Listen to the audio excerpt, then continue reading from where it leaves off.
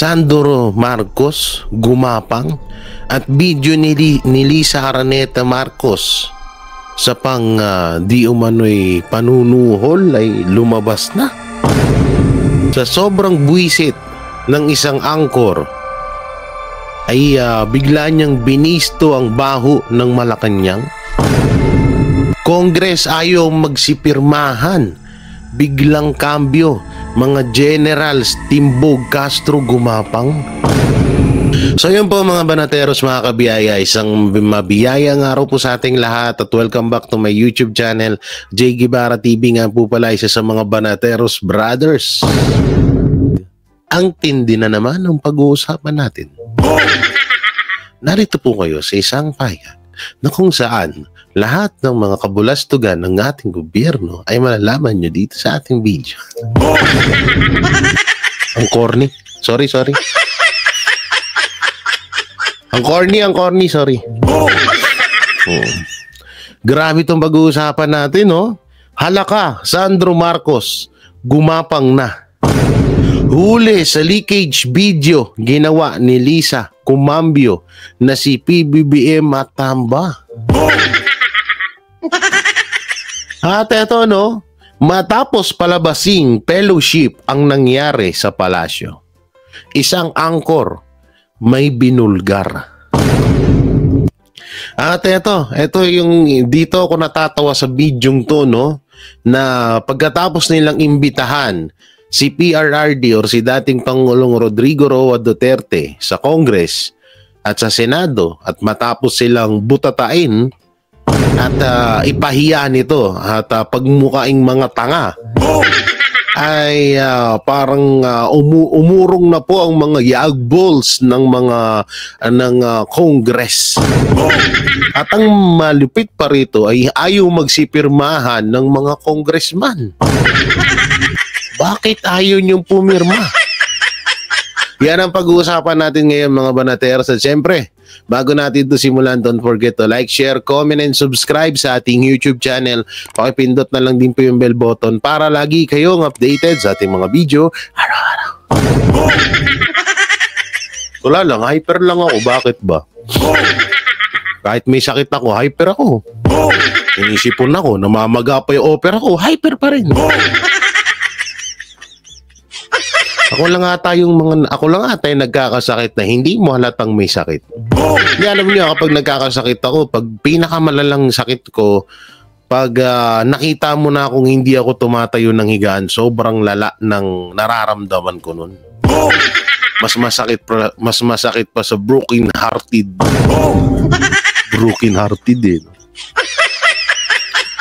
Oh, pare-parehas kami niyan mga malalamig yung Pasko. Yan, Banat Bay, ako, sila. Bagay, lahat naman halos ng banateros. Si Master Judea lang atang hindi malamig ang Pasko. Pero lahat kami mga malalamig ang Pasko namin.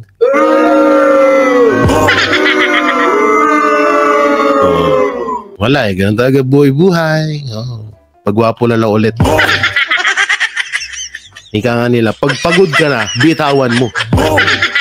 Oo, pag hindi ka na masaya, bitawan mo. Oo, ay, sorry. Samantalang, alam niyo, sa sobrang dami nating papanoorin ewan ko ba? Talagang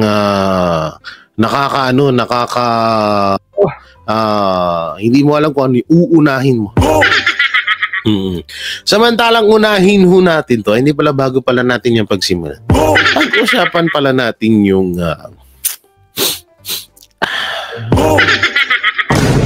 ayop na po, ayop yung sipon ko na uudlot yung utak ko napapapreno yung utak ko Pag-usapan pala natin kasi etong mga tulpo kasi, hindi naman lahat ng tulpo Hindi naman lahat.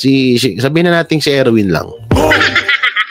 Si Erwin kasi, parang si ano na rin to ngayon Parang si Franz Castro kasi convicted din to si Erwin Tulfo So ngayon, parang umiepal na naman ata.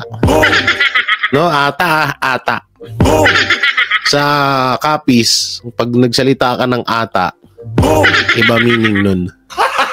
Gago! Iba meaning nun, no? Yun nga, no, umiepal na naman. Alam nyo, kung iisipin natin, wala naman tayong ibang maisip bukod kay Martin Romualdez.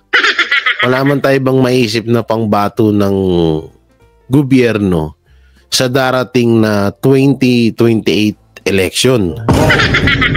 Kasi kung si Sandro naman, pwede ba tomboy sa presidente? Gago! Dahil tatanong lang naman ako eh. Ay, hindi pala tomboy. Sorry, lalaki pala si Sandro. Sorry. Kasi kung isipin mo, si Martin kasi, alam ko tatakbo si Martin. Pero yung tipong masasabi natin na medyo tatapatan ng konti ang mga Duterte, mukhang malabo si Martin eh. Kahit ikutin niya pa ang buong mundo, umabot pa siya sa South Africa sa pamimigay ng ayuda. Di siya bubuto nung mga yun. Ngayon, ang naiisip ko, baka nga itong si Rapi Tulfo or si Erwin Tulfo. Alam nyo ito, wag natin idamay si Ben Tulfo. Wag natin idamay si Ben Tulfo sa mga issue na meron ng ang kanyang mga kapatid. Dahil medyo ako kasi wala kasi ako nakikitang pangit na ginawa ni Ben Tulfo, no. Tsaka bukod doon idol ko talaga yan si Ben Tulfo. Si Erwin naman, dati ko rin silang ng mga iniidolo. Pero kasi ngayon yung mga ginagawa kasi nila question din medyo tagilid din kasi talaga. Medyo tagilid din kasi talaga kaya hindi ko sila mapagtanggol oo. Tsaka syempre mas pipiliin ko Duterte kaysa sa Tulfo, no ba? At least Duterte may napatunayan na mga Tulfo meron ba? Kasi kung isipin nyo, yung pinamimigay ni Tulfo na tulong, so although malaking tulong yon, malaking biyaya yon sa mga kababayan natin, pero hindi naman niya pera yun eh. Una, pera ng pera ng sa channel niya, medyo pangit nga ang pero ayoko nang pag-usapan yan. Magkaroon pa tayo ng kalaban eh. Hindi lang ako sangayon sa mga pinaggagawa ng dalawang Tulfo ngayon. So labas dito si future Senator Ben Tulfo, no? So iboboto ko pa rin 'yon si Ben Tulfo. Pero itong dalawa mukhang malabo eh. At nga nakikita ko mukhang kung hindi si Rapi Tulfo, si Ben Tulfo ang makakalaban ni Vice President Sara Duterte sa darating na 2028 presidential election. Ayun nakikita ko kasi wala namang iba eh. Wala namang tayong ibang nakikita na tatapat. Kasi kung si Sandro naman ang gagawing presidente or pilit nilang hihinugin, ang mahirap yun, no? Yung pilit na hihinugin. Pero kung si Sandro Marcos naman, malabo din eh. Si Rapi Tulfo, medyo okay pa. Na medyo may palag pa ng konti kaysa mga Duterte kapag tumakbo yan bilang presidente. So mahaba pa naman ang taon. Pero baka malihis din. Bigla tayong magulat na akala natin si Rapi Tulfo, baka biglang si Erwin pala ang patakbuhin. Kasi nga todo sip-sip sa gobyerno si Erwin Tulfo ngayon. Kasi kadalasan sa mga mga ugaling yan dilawan yung ganyang style.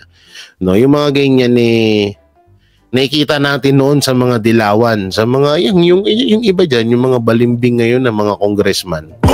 Kaya naman sumisip-sip yan sa gobyerno dahil napapakinabangan nila at may pakinabang talaga din sila. So nagbabalik-balikan din sila, pinapakinabangan sila ng gobyerno, nakikinabang din sila sa gobyerno. So ganun lang, no? Kaya siguro todo palto si Erwin Tulfo ngayon. Kung ano man yung pinagsasabi niya dyan, hindi na natin reaksyonan. Sayang oras natin yan eh. Gago! No, dito tayo sa pinakamalaga. Siguro kung siya nga, kaya siguro todo pal siya ngayon, baka siya yung tatakbo sa president, pero malabo ka. Nanginayang. Hindi, alam nyo, nangihinayang ako sa nangihinayang ako sa record ng mga Tulpo Brothers. Hindi kasi, maganda na kasi din kasi naging record nila, tapos bigla silang, eto panira si Erwin Tulpo eh. Pati tuloy mga kapatid niya nadadamay. Samantalang mapunta na tayo dito sa re-reactionan natin na OMG. Yan o. OMG, VP Sara. Good news, Congress, Kumambio, ayaw magsipirma. General Stimbog Castro, gumapang Tamba BBM. Panoorin natin. Dumalo, kailangan pang muling imbitahan si dating Pangulong Rodrigo Roa Duterte para dumalo sa susunod na pagdinig ng House Quad Committee sa Disyembre 12. Kaugnay po yan para dumalo sa dumalo, kailangan pang muling imbitahan si dating Pangulong Rodrigo. Di na kailangan imbitahan na dumalo si Tatay Digong. Ito sa akin naman, okay yun. Kasi hinuna, kagaya na sinasabi ni PRRD, wala na nga siyang pera. At saka magastos nga naman talaga yung transpo, yung ginagastos nila Davao to Manila, 'di ba? So para sa akin, talagang pabor ako doon na wag na siyang ipatawag. Pero eto ang tanong. Bakit biglang naduwag ang mga congressman? Dahil ba hindi kayo pinaporma ni PRRD? Dahil ba hindi kayo nakaporma kay PRRD? O dahil napagtanto nyo na nagmumukha kayong tanga pag kaharap nyo na si dating Pangulong Rodrigo Roa Duterte? Please answer my question. Sorry. Diba? Ngayon, natauhan na kayo, no? Buti nga sa inyo. Roa Duterte para dumalo sa susunod na pagdinig ng House Quad Committee sa Disyembre 12. Kaugnay po yan sa investigasyon sa munoy extrajudicial killing sa kampanya kontra iligal na droga ng nakalipas na administrasyon. Ito ang inihayag ni House Quad Committee Overall Chairman Surigao del Norte 2nd District Representative. Katakot lang dito. Baka panibagong drama na naman to. O baka ubos na ang pera ng taong bayan, kaya ayaw nyo nang gawing panakipbutas ang mga Duterte. Yun yung nakikita ko. Baka kasi isipin nyo maigi nakakagulat yung decision to. Diba? O, sinabi pa ng ni Dan Fernandez na meron pa siyang 20,000 question kay PRRD. So ngayon hindi na ipapatawag. So ako, pabor naman ako doon. Ulitin ko, pabor ako doon. Na wag nang ipatawag dahil nasagot naman na lahat ni PRRD yung mga katanungan. Bukod sa lahat, laki ng ginagastos niya sa hearing niyan. Tapos paulit-ulit lang yung katanungan. No? Ayun yung pinaka malupit doon. So sa akin, ayoko na rin talaga na makita pa si PRRD doon sa hearing niya kasi naaawa din ako doon, no?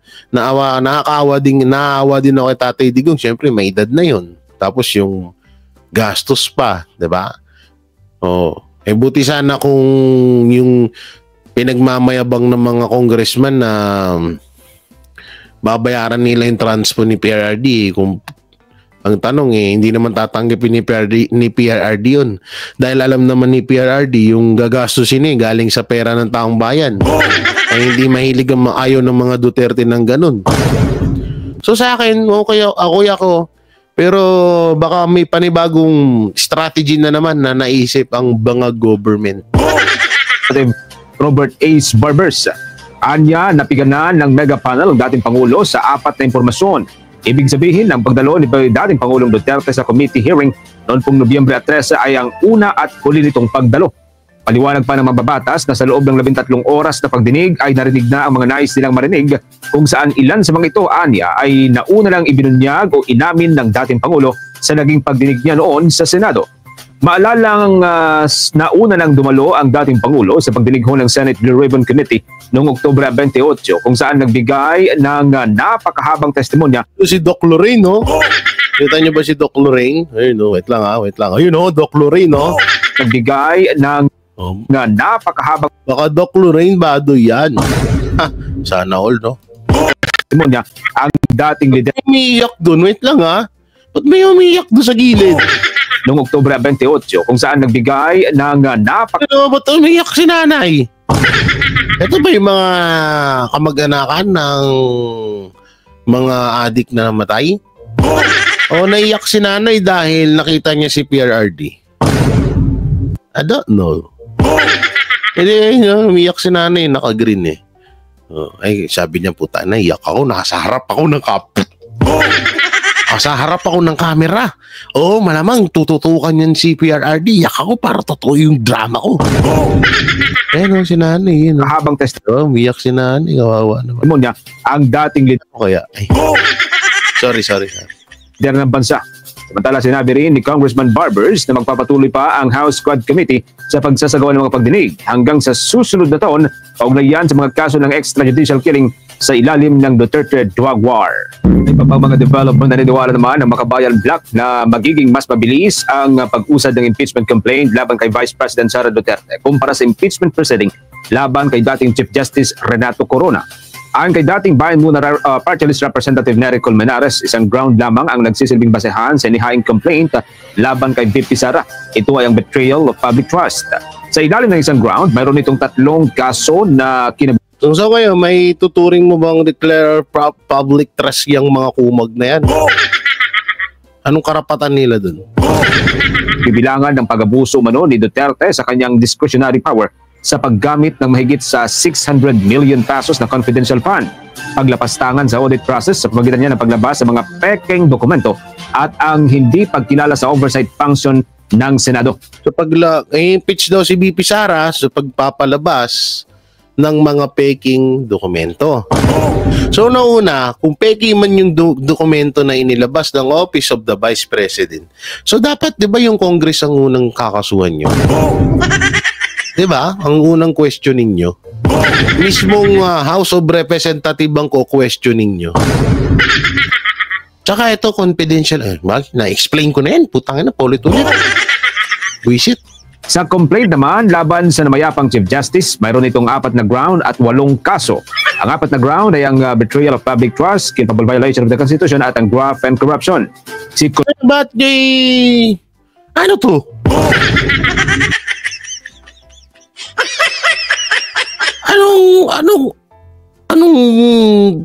Ano rito kay Chief Justice? Anong connection nito kay BP Sara? Bakit nyo hinahalin tulad yung pag-impeach kay Chief Justice Corona at kay BP Sara? Anong connect nun? Gago! Colmenares ay nagsilbing prosecutor sa impeachment trial laban kay dating Chief Justice Corona noong panahon ng Aquino administration. Ayon sa dating mambabatas, dahil sa dami ng kasong isinampa laban kay Corona, inabot ito ng 4 na buwan bago na pagdesisyonan ng Senado. Sa reklamong tsaka iba yun. Tanga lang. Bakit may salitang impeachment, kailangan idugtong na lahat. Bobo. Ay. Muna akong panoorin to. Ay, blood ako Tanga Eto, matapos palabasing fellowship ang nangyari sa palasyo, Ted Filon may binulgar. Ano kaya to, paring Ted? Paring Ted, pasok! Pagkaroon ng mga mambabatas, veteran newscaster Ted Filon isiniwalat ang di umano'y planong demolition job laban kay Vice President Sara Duterte. Ito ang balitang dapat hindi palagpasin ng maraming Pilipino kung saan matapang na isiniwalat ng news presenter at radio DJ na si Ted Filon ang mga di umano'y plano raw na mangbabatas na ituloy pa rin ang impeachment trial laban kay Vice President Sara Duterte. Ito ang breaking news ngayong araw kung saan umani na ng samot-saring reaksyon matapos isiwalat ni Ted Filon na tila mukhang hindi fellowship ang nangyayari sa loob ng palasyo lalo't may nakapagtimbre raw at di umanay may nakakaalam kung ano ang kanilang pinag-usapan laban kay VP Sara. Kahit naman ipa-impeach din yun. Alam nyo, eto para sa akin, ipa-impeach nyo. Na, may 2028 pa naman. At yan din gusto ko na mangyari, impeach si VP Sara. Hindi dahil ayoko sa kanya, hindi dahil naniniwala ako sa mga paratang kay VP Sara. Hindi ganun Gusto kong i-impeach si VP Sara para matuldukan na ang kahayupan ng gobyerno natin. Dahil baka dyan sa impeachment kay VP Sara, baka dyan magsimula ang pagkakaisa ng bawat Pilipino dito sa Pilipinas. Kaya gusto ko na, sige, impeach nyo na. Ninyo. Gago!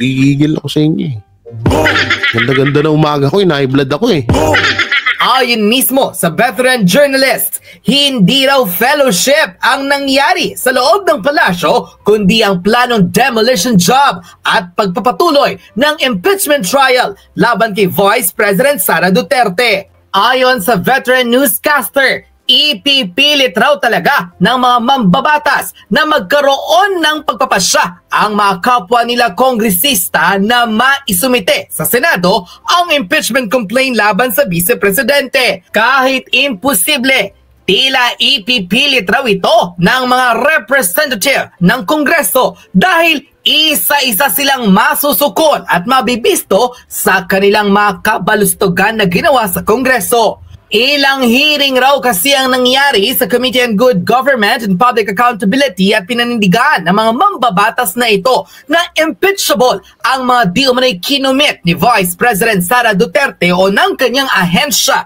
sa di umano'y paglustay raw ng pondo nito ayon mismo sa kanilang investigasyon.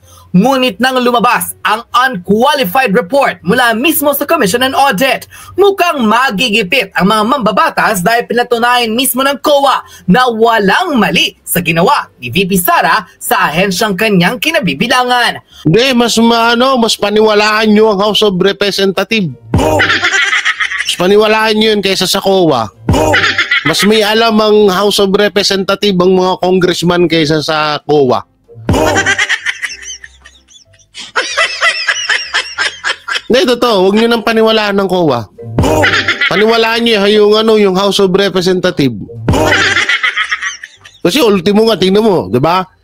Convicted, NPA, pinakontempt ang attorney. Saan nakakita nun? Isang attitude na matandang lalaki. Mahilig magpa-contempt. Tsaka sinabi na ng COA na wala nga silang nakikitang dahilan para i-impeach si VP Sara. So bakit ayaw paniwalaan ng Congress yun? Sa madaling salita,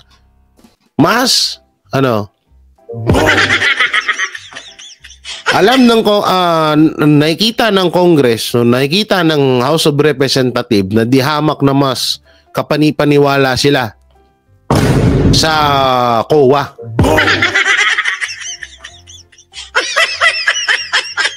Ang mas matindi pa raw dito, paano raw lulusutan ng mga kongresista ang naging report na ito mula sa Commission on Audit na pinatunayang nasa ayos at nasa tama ang paggastos ni VP Sara sa mga budget na inilaan sa kanya, gayong kanilang pinagpipilitan na impeachable di umano ang kinumit ng Vice Presidente. Diba? Wala na, sa ayos naman daw ang paggastos ng budget ng Office of the Vice President. Sabi yan ng COA. So bakit ayaw paniwalaan ng COA? COA tuloy ng House of Representatives. So sa madaling salita, walang pakialam ang House of Representatives sa COA dahil ang tingin nila mas mataas sila dun. Ganun ba yun?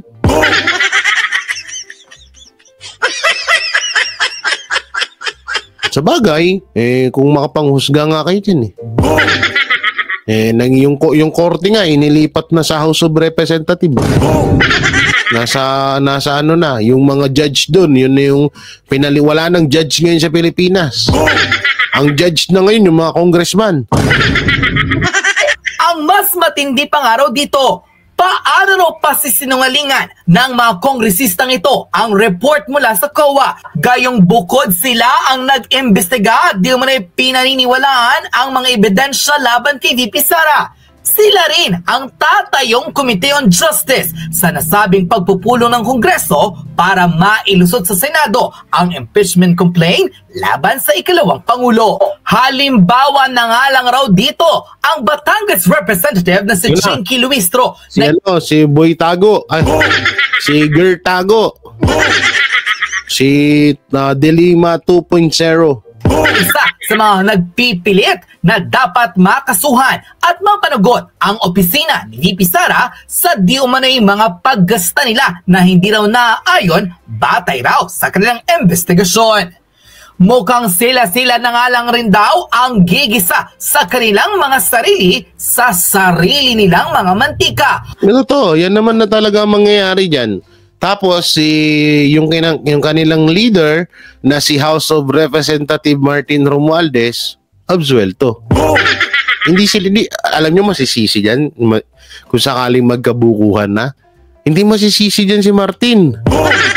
Sana matalino pa sa inyo yun. Kung halimbawa na mabisto kayo dyan, kayo lang din ituturo niyan. Pinasakay lang kayo eh. Gayong kahit ilang beses nilang inimbestigahan ang opisina ni VP Sara, mukhang wala pa rin silang nakitang matibay na ebidensya. Bukod nga raw sa iba ang gusto ng Pangulo at huwag ituloy ang impeachment laban kay VP Sara, mukhang naiipit raw ang mga kongresista dahil hindi ito ang gustong mangyari ng liderato ng Kongreso. Nako po. Yari kayo dyan. Oo. Ginawa kayong palaman.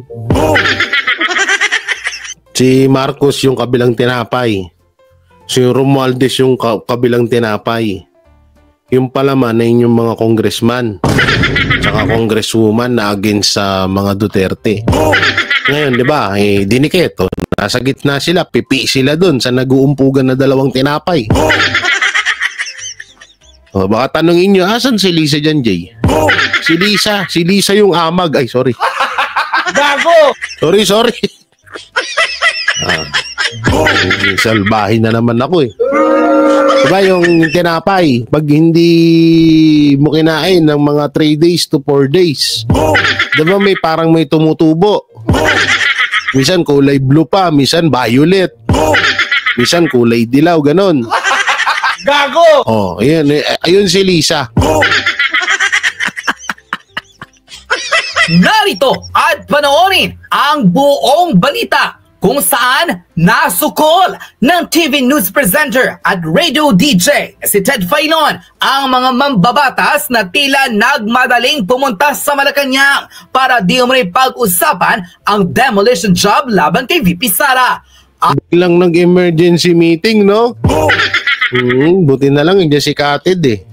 Salamat sa'yo, Katid Oy, panoorin nyo na lang dito sa full video nito ni Showbiz. Buti na lang si Katid. Ang galing ni Katid. Samantalang, biglang siguro nataranta sila eh.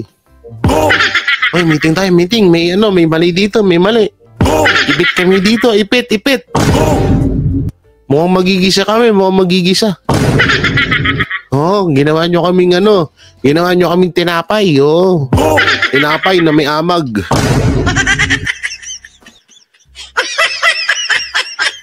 Samantalang mapunta na tayo dito sa paboritong anak na si Sandro Marcos. Panoorin natin. Kailan nga lamang sa isang pahayag nagsalita na si Congressman Sandro Marcos dahil sa tila pagkawatak-watak ng mga Duterte at Marcos. Ito na yata ang hinihintay ng lahat na may magsalita sa kung sino at ano ang dahilan sa tila pagpapasabong ng mga Duterte at Marcos. Nagbigay nga na makabuluhang pagpapaliwanag si Congressman Sandro Marcos dito. Sa ngayon kasi sa mga nangyayari, porket galit sila sa mga Duterte, naniniwala agad sila sa mga paninira dito. At yung iba naman na may galit sa mga Marcos, naniniwala din agad sa mga naninira dito. Kaya andun na ang paghati-hati. Hindi na nila naiisip kung sino ang matutuwa at ang magiging resulta sa mga nangyayari ngayon. Malapit na ang 2025 election at alam naman natin ang pagnanais ng mga oposisyon o dilawan na makabalik sa gobyerno. Kaya gagawa sila ng paraan para muling makabalik sa pwesto. At ang lakas ng tandem ng Marcos at Duterte na alam nating hahadlang kanilang kagustuhan.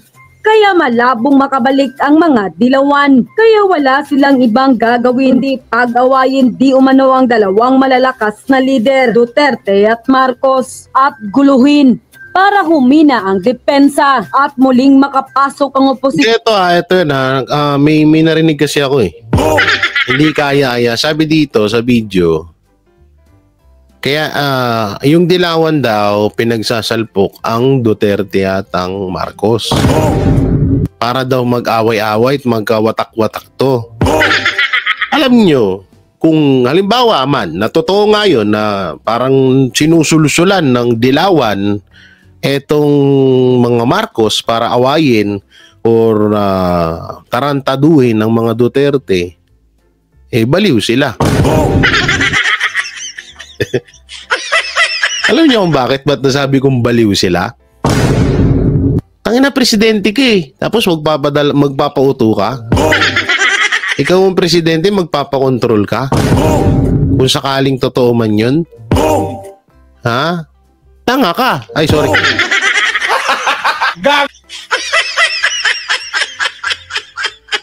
Diba? Napakasimple nun. No? Tsaka, ang simple lang, dalawa lang, hinihiling ni BP Sara. Tatlo. Una, ituloy ni Marcos kung ano ang nasimulan ng mga Duterte na pinangako naman ni Marcos. Pangalawa, payagan si Inday Sara Duterte, si BP Sara Duterte na araw-araw na umuwi sa kanyang pamilya. Kasi nga may mga maliliit pang anak si BP Sara. Pangatlo, ay sorry, ano yun? Ano yung nakita ko? Ulitin ko ha. Pangalawa, ganon. Pangatlo, gato. Pangatlo, ay sorry. Buta na. Ayaw mano. Pangatlo ha, yan na. Pantay na sila, wala nang ganon. Pangatlo, ano ba yun?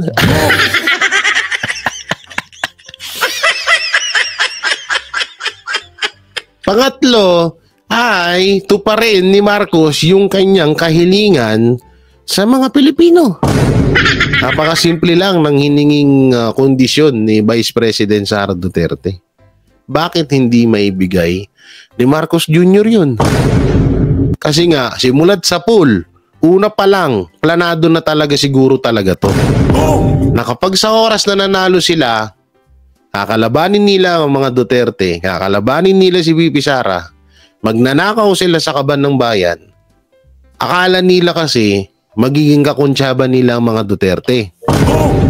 Akala nila kasi papayag ang mga Duterte sa anomalyang ginagawa nila sa gobyerno. Ngayon na hindi pumayag at ayaw ng mga Duterte sa gawain nila, doon na nagkaletse-letse. Ngayon, eto, papasok na yung dilawan. Hindi ako naniniwalang nagpapakontrol si Marcos Jr. sa mga dilawan. Ginagamit ni Marcos Jr. ang mga dilawan para maging kasangkapan laban sa mga Duterte. Yun ang totoo dun. No, yun ang totoo dun. Hindi yung, ako naniniwala ko hanggang ngayon naniniwala ako na hindi ututo si Marcos. Hindi ako naniniwala ako doon na hindi ututo si Marcos. Puppet lang siya. Ay, hindi. Ang pagkakaano ko dyan, ginagawang tauhan yan or paraphernalia. Anong babigkas nun? Paraphernalia. Ay, hindi na. O kasangkapan ng mga dilawan para kalabanin ang mga Duterte. Kasi kung Marcos lang, kung Romualdez lang, hindi nila kaya yan. Okay, tignan nyo, ito ang daming kalaban ng mga Duterte. Isa-isain ko na naman sa inyo. Ito na naman. Kinakabahan ako sa daliri ko. Baka iba yung lumabas eh. Una, kalaban ng mga Duterte, Marcos. No. Pangalawa, Dilawan. No, ito na siya. Pangatlo, sorry. Lipat natin nga dito. Pangatlo ay mainstream media. Diba? Pang-apat, Congress.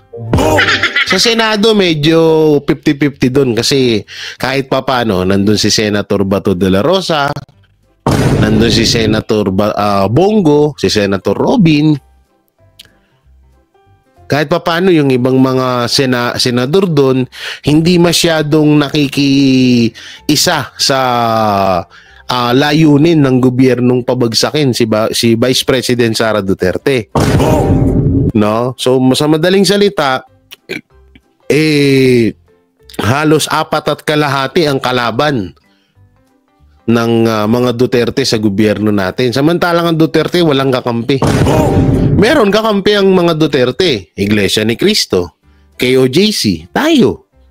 Mga vloggers, yung iba nagsitalunan na. Alam niyo na kung sino yun. No, yun.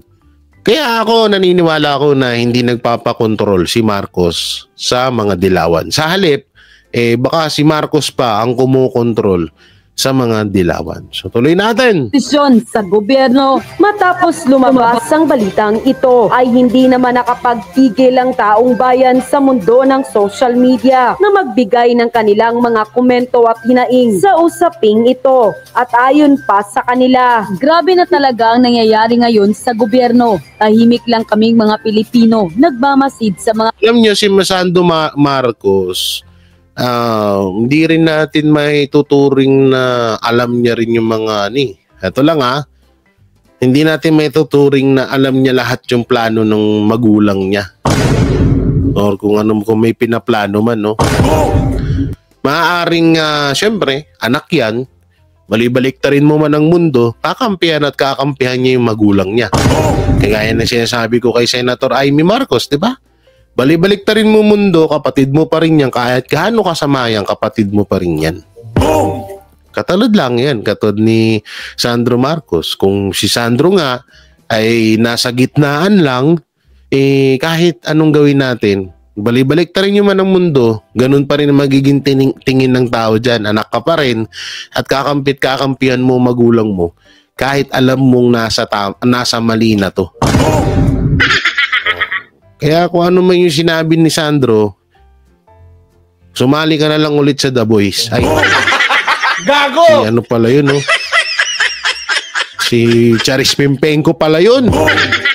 Ano naman to kayo? Si Jake Cyrus pala yun. Hindi pala si Sandro yun. So, tutuloy pa ba natin to? Yun lang. Yun lang naman sinabi kanina ni Sandro, yung wag daw basta-basta maniwala sa mga chismis, gano'n. Ayun yung motibo niya. Sandro, sana sinasabi mo yan kay sa papa't mama mo. Ikaw ang papaniwala agad sa chismis. Sabi nga ng Brown Revival, maraming namamatay sa maling akala.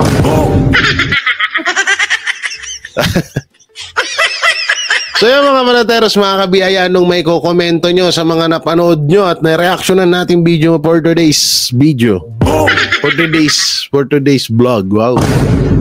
Okay, comment nyo lang po dyan sa baba. Siyempre, don't forget to like, share, comment, and subscribe sa ating YouTube channel. Pakipindot na lang din po yung bell button para lagi kayong updated sa ating mga video araw-araw. At mega love shoutout sa lahat ng mga OFW hero abroad na patuloy na sumusubaybay kay Jay Guevara, sa buong Banateros Brothers at sa SMNI.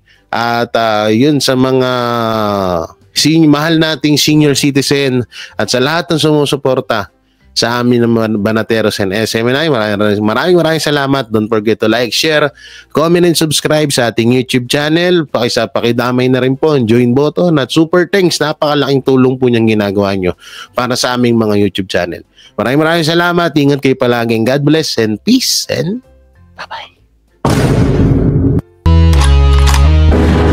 Yan ang Banateros, walang inuurungan. Pag tama palakpakan, pag mali ay babanatan. Yan ang Banateros, boses ng ordinaryong Pilipino. Banateros ay walang makakaawan. Walang inuurungan, Banateros ay tinutulungan.